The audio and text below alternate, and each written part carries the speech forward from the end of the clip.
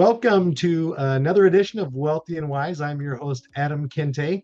I have with us the genius David Van Lanningham. He's been a good friend and an amazing colleague for many, many years. David, we've been working together, what, over, gosh, come up on 15 years, I think, right?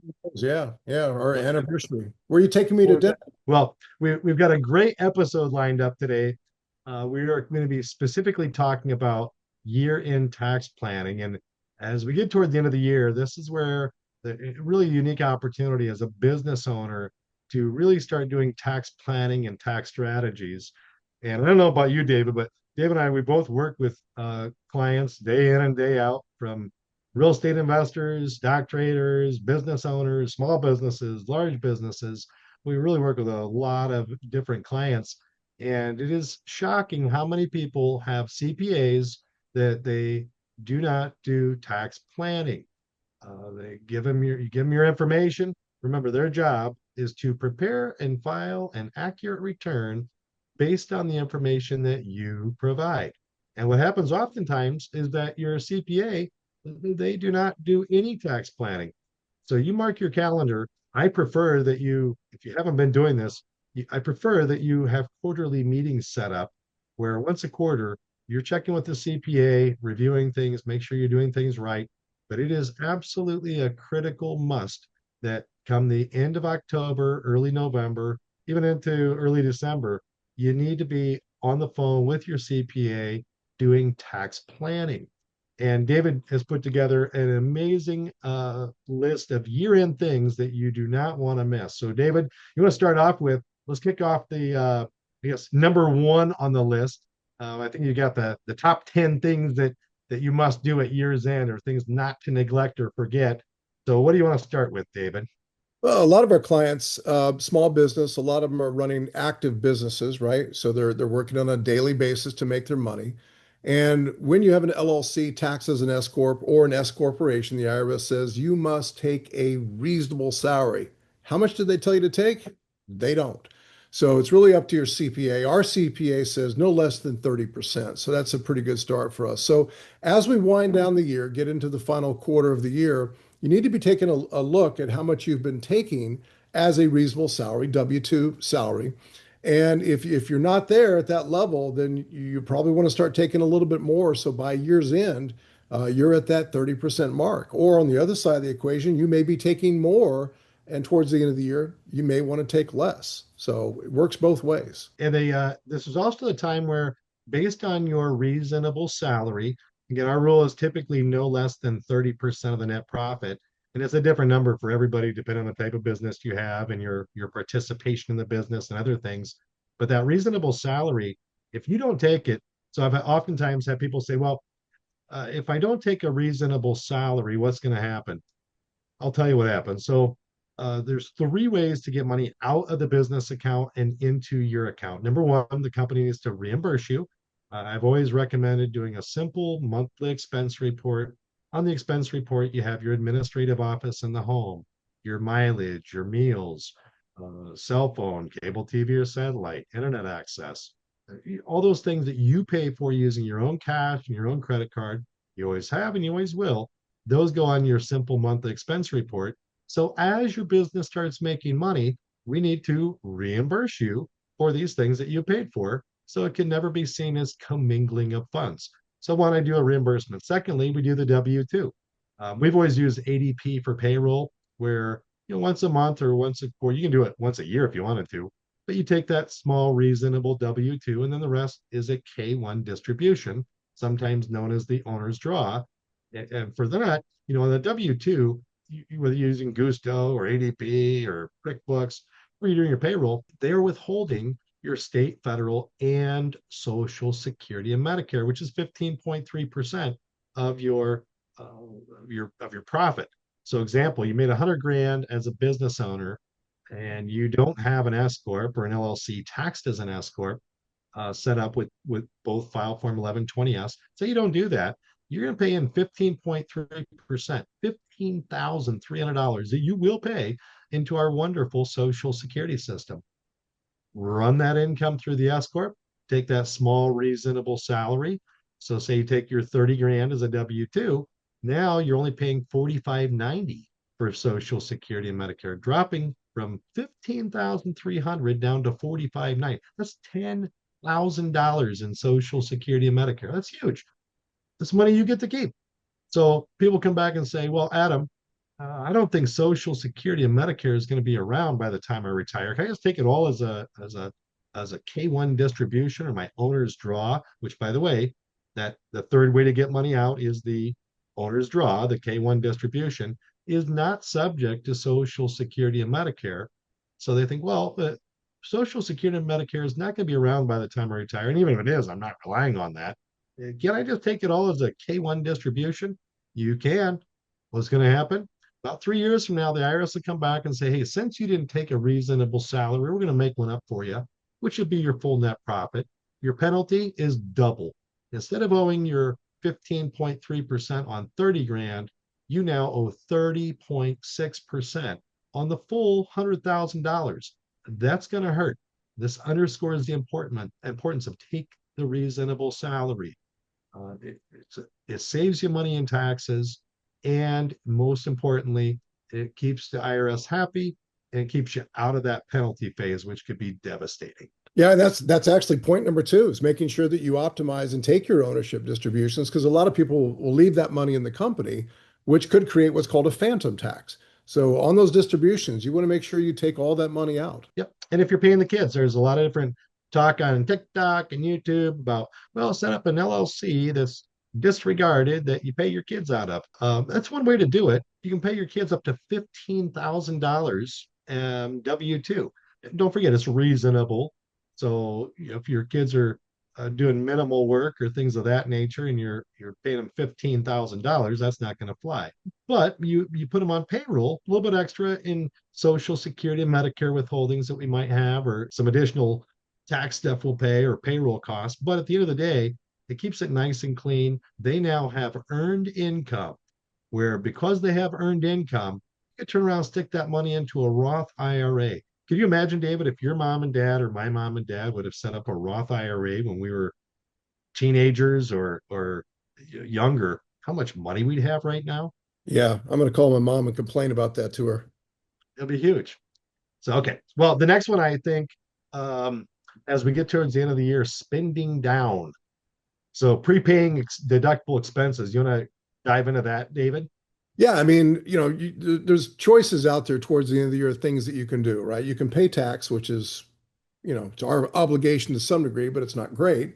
Or you can make contributions. We'll talk about that as well as paying family members here in a little bit. The other way is to go shopping, spend money, make purchases before December 31st on things that you're normally going to be using throughout the course of the year, whether that may be for your business or if you're, let's say you're flipping houses, right? And you're into that groove, Adam. You flip 10 houses, they're all starting to look alike, right? You're buying the same backsplash, the same tiles, same countertop. Why not buy in bulk, save 20%, buying in bulk, and then stick it in the storage, for use in a future project. So, yeah, spending that money down doesn't sound like a hard thing to do, but you got to be careful making sure that you're prepaying things like supplies, materials, insurance. You can pay. Anything professional fees that may be coming due at the first part of 2026. And let's go ahead and get that paid now. So spend money. Good. Now, that part of the spending money is that, thank goodness, with the one big, beautiful tax bill, it also said we get the bonus depreciation is back, which is huge. I have a lot of clients right now that are using the short-term rental loophole. We'll save that for another day. But being able to depreciate properties and get the bonus depreciation on these things, or certain equipment that you bought that it was going to go down to, was it 40%? I think was the 40 this you year. had, or it would have been 40%. Now it's 100%. It's permanent. Yeah, that's an amazing tool, and for business owners, I mean that's great relief. And the different types of deductions and equipment deductions and the different amounts have gone up substantially, just in the last 2 years, because it's expensive to operate a business, to start a business, right? So these really kind of stimulate the economy, Adam. Another thing at the end of the year is put money into your retirement plans. So that's a huge, if you have a a solo 401k, which are amazing. You can do IRA or SEP IRAs if you're a business owner, or the solo 401ks. You can put massive amounts of money. If you have your solo 401k established, you could put 100% of your W-2 check to $23,500 as an employee contribution. Your company can do it. And by the way, that's got to be done before December 31st. That's documented on your payroll, any of your contributions. And with like a solo K, for example, that could be Roth or traditional, 23.5 into that account, regardless of how much you make. You could make all that a Roth if you wanted to. The employer contribution, the company match, is 25% of your salary up to 46,500. Well, between the employer and employee, if you're under 50 years of age, that is $70,000 that you could potentially put into the retirement account. Now, your employee contribution has to be done before the end of the year, before your last payroll run. It's got to be documented on your payroll. The employer match, that does not have to be made until before you file your business return. If you file an extension, which I think is a wonderful idea always, if you file an extension, even if it's just a day, is a good thing. It significantly reduced your audit risk. Seems backward, but that's how it works. But also, we have until September 15th before we file the business return. They include extensions. We have until September 15th to make those employer matches. I think it's up to 25% of your salary, up to $46,500. It could be huge, massive tax savings for some people.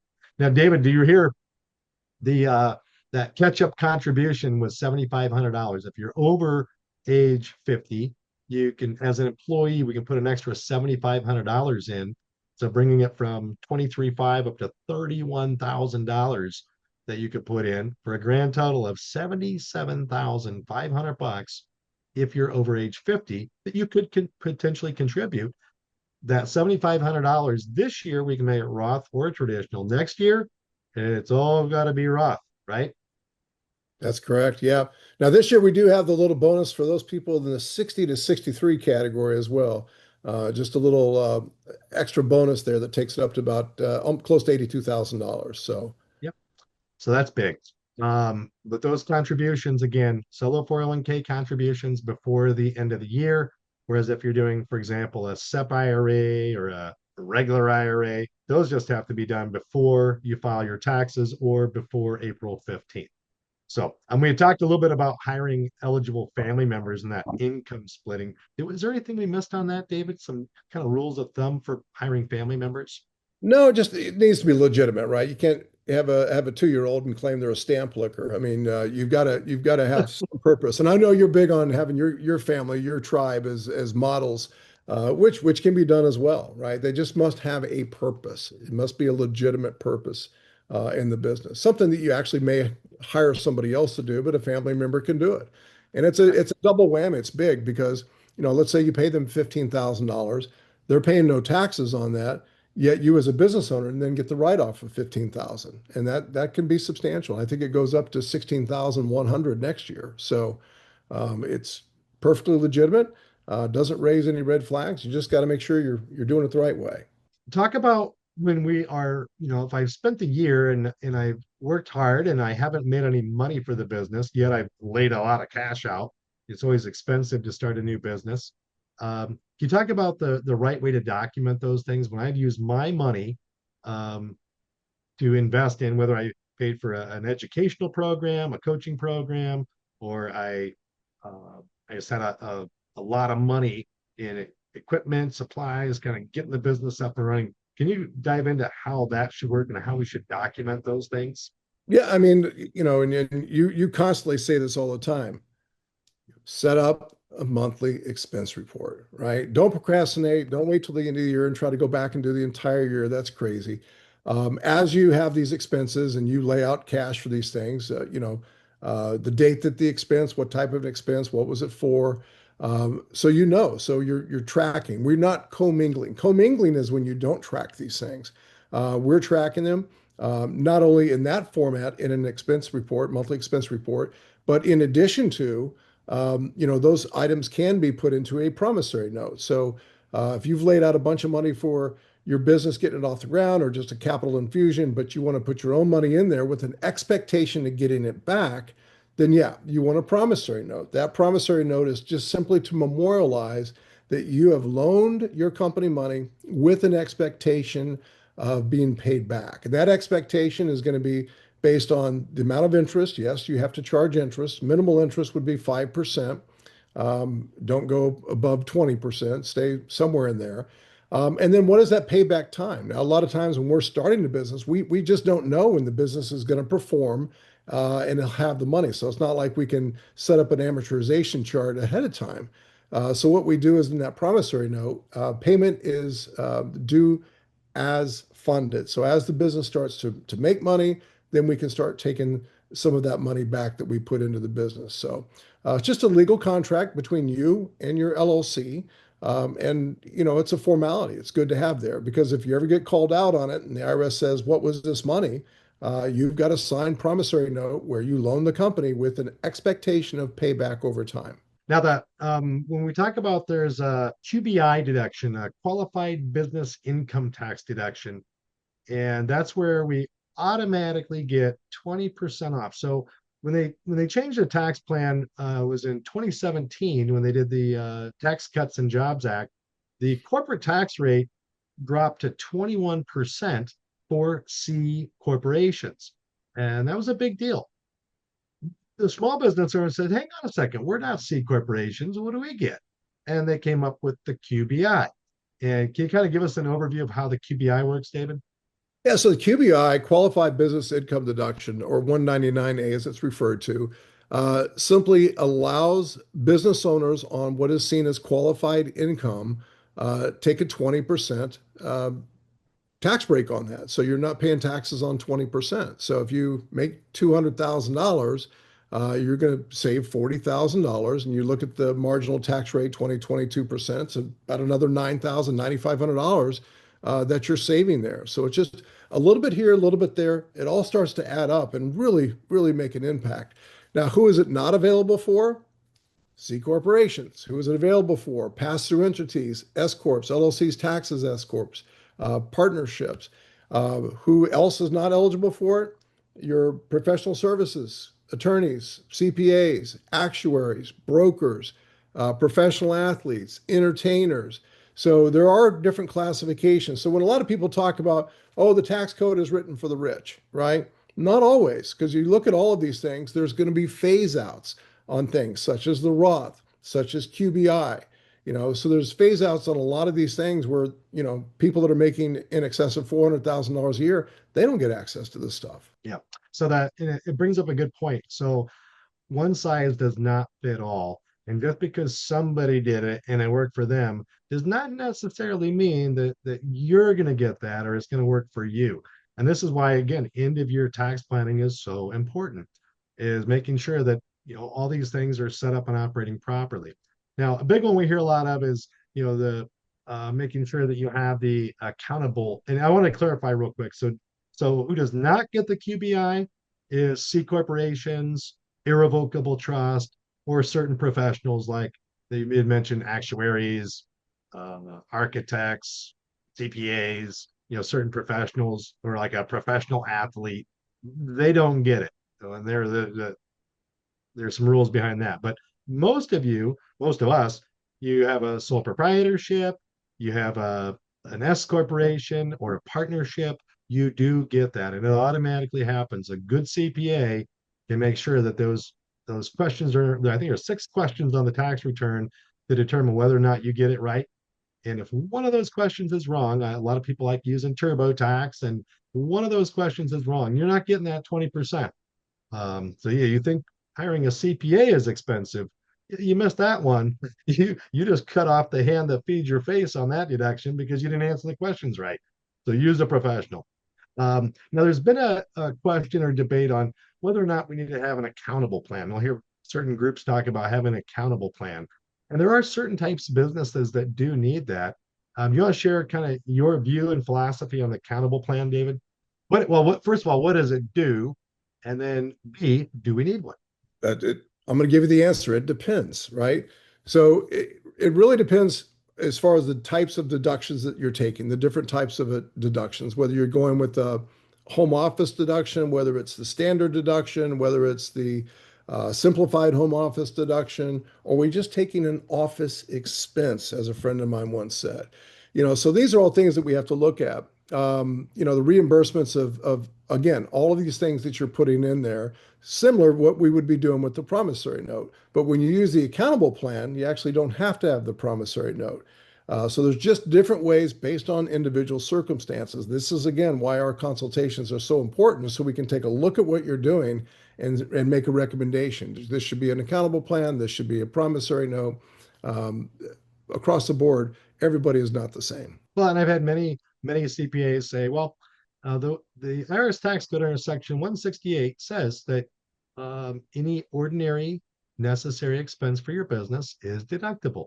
So whether or not you have that documented in an accountable plan or not is a question mark, depending on what you are doing and what your business is doing. There's some things that the accountable plan does authorize for the company to reimburse you for certain expenses, and some businesses do need that to legitimize those expenses. So I think the last thing I wanted to cover is the your state and local tax obligations. So that's super important, David. And there's all, like we have clients that live inside of the Philadelphia, Pennsylvania. They live in a certain area, and my goodness, their taxes are high. They've got state tax, federal tax, they've got county tax, and a city tax. Absolutely crazy how much taxes they're paying, but how you pay the tax makes a difference. You want to talk about that, David? Yeah, so refer to salt tax. As individuals, we're capped on that. So whether Hang it's on, what's the salt tax? it's your specific area local taxes. So state, local taxes, wherever you're at, state, county, jurisdictional taxes. So, and you're right, Pennsylvania is crazy, but it's all for the school systems, right? They got the best schools in the world there.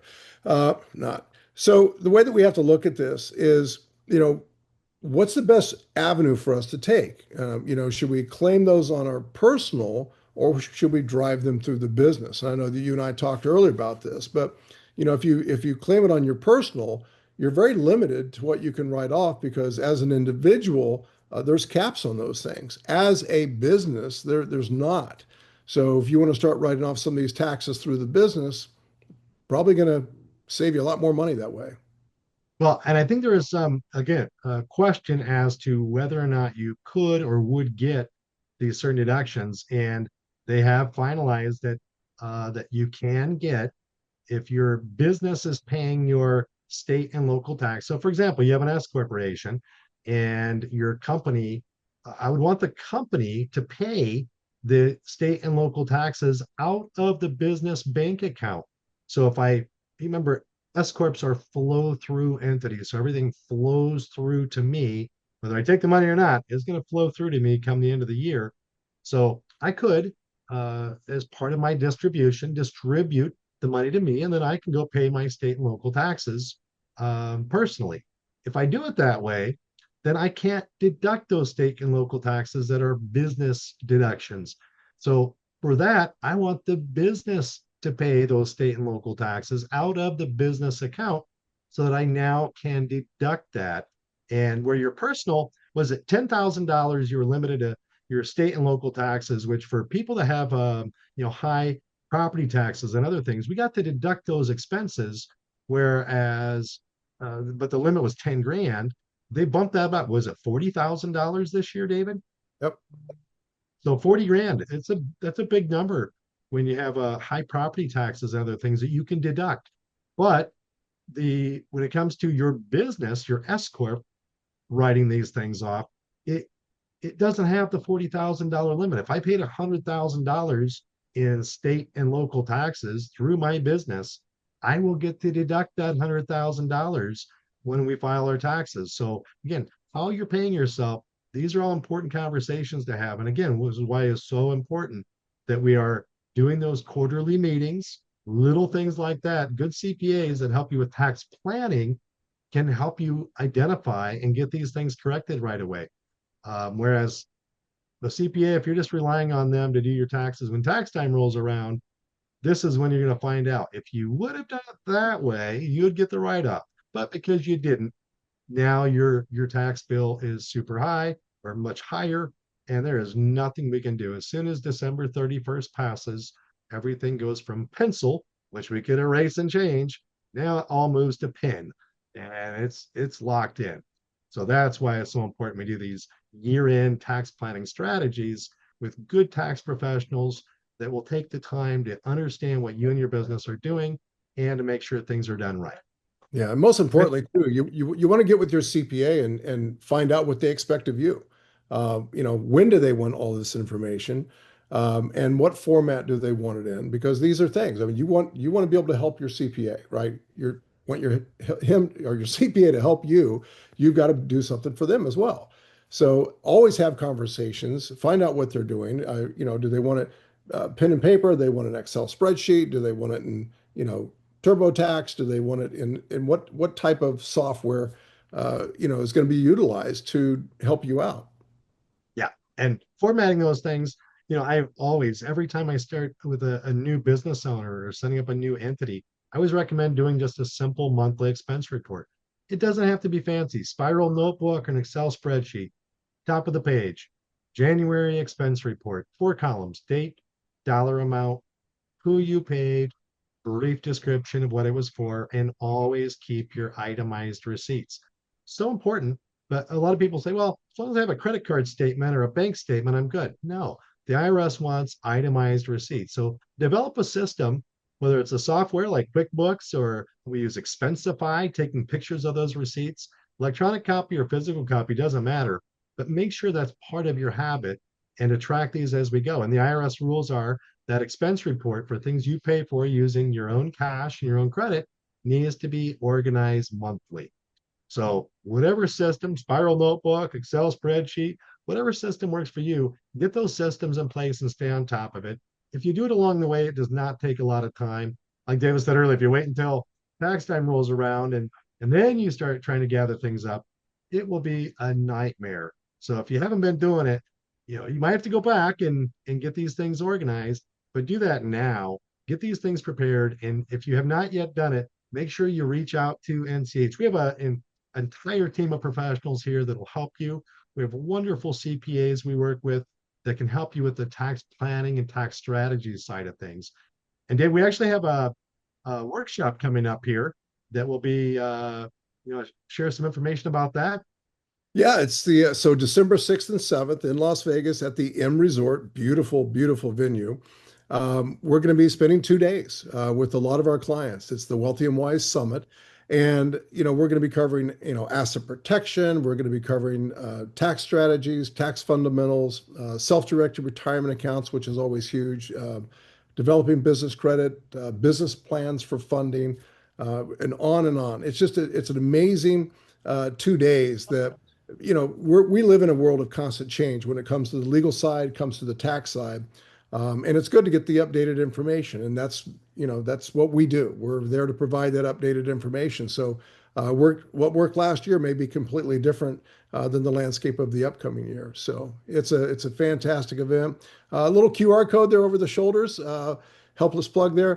Click on that. And if you're local, great. If you're not local, do your best to find a hotel. They're getting snatched up quick for that weekend, but we'd love to see it. Come on out, meet the team. Awesome. Well, thank you so much. Have an awesome day. Make sure you like and subscribe. Share this with your friends and business associates. And we will see you in another episode soon.